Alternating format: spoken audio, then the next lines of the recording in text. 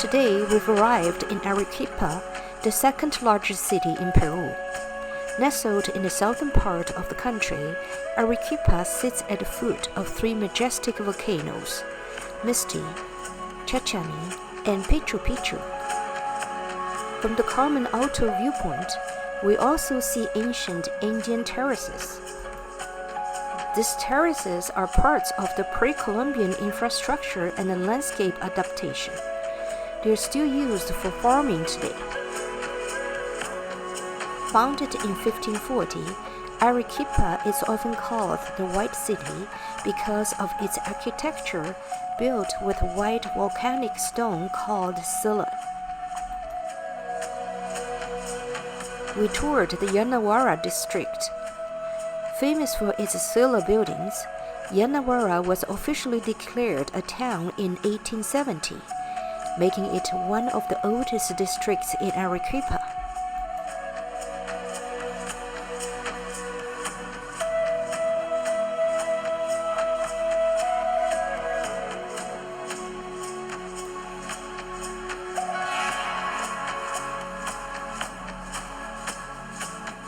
The 19th century ashlar arches here offer a stunning view of the White City.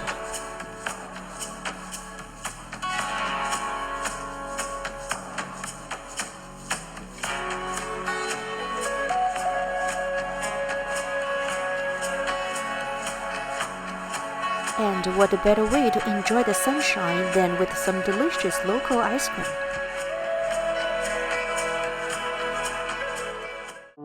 A must-see in Arequipa is the monastery of Santa Catalina, a Christ-led religious citadel built in 1579 and still in use today. Since its founding, women from various backgrounds have entered to serve as cloistered nuns. Upon entering, we were immediately struck by what we saw.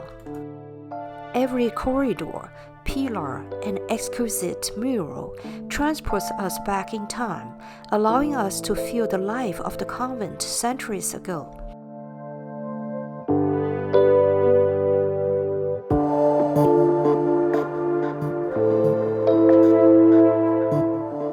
We also explored different cells, each with its own unique characteristics. The Santa Catalina Monastery is part of a UNESCO World Heritage Site, and it's renowned worldwide as a colonial architectural masterpiece. The monastery is a captivating city within a city, with high walls that have sheltered centuries of cloistered history. It has everything a small town would need: houses, laundry facilities, gardens, churches, kitchens, and bathhouses.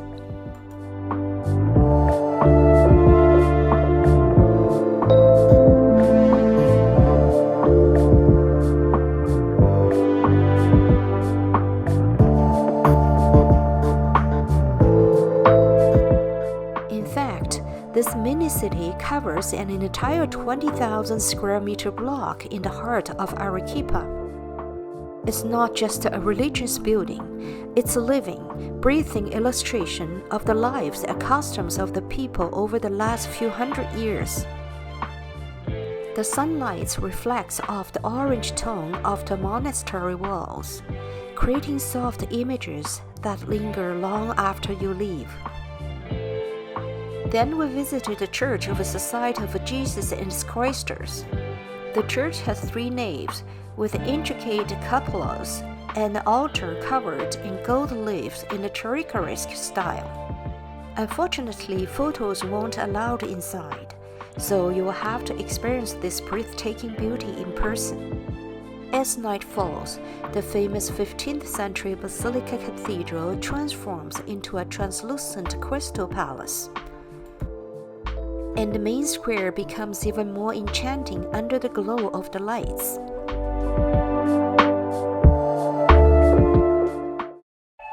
Today we set out our journey to the Andes Highlands. The landscape here is barren and rugged, with undulating hills covered mostly in stones and loess. Sharp tufts of grass stick up as if they've forced their way through the hard earth.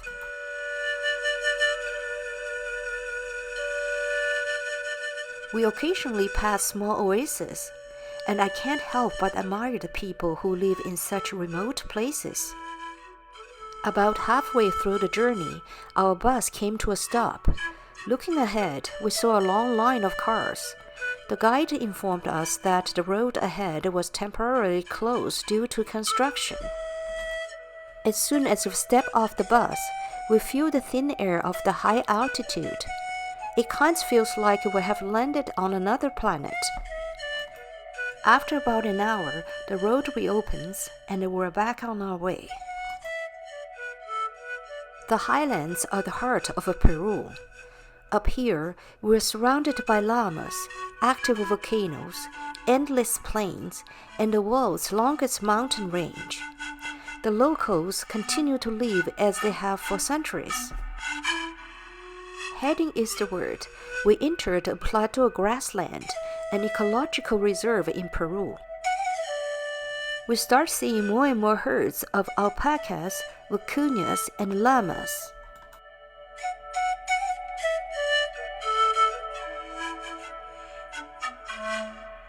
Wow, the scenery in front of us is breathtaking.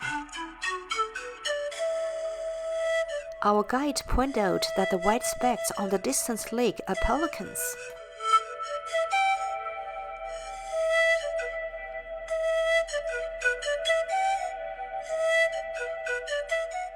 We stopped for lunch at the Mirador Lagunas at an altitude of over 4,400 meters.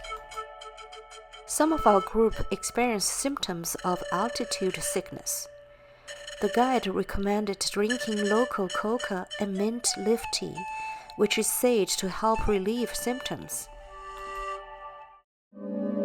Before reaching Puno, we stopped to visit the Silestani Chalpas.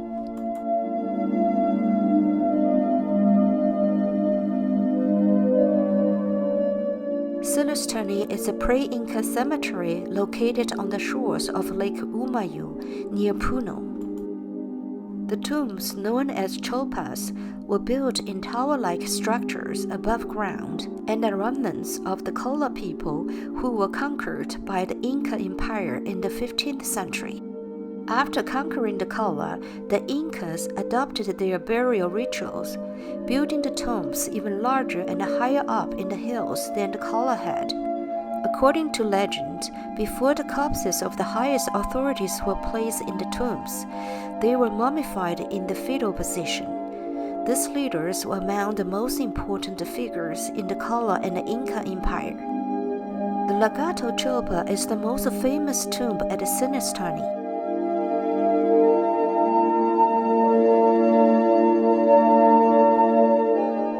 As the sun began to set, the sky was filled with a beautiful golden glow. After nearly 10 hours on the road, we were finally nearing Puno. It had been a long day, filled with surprises and excitement.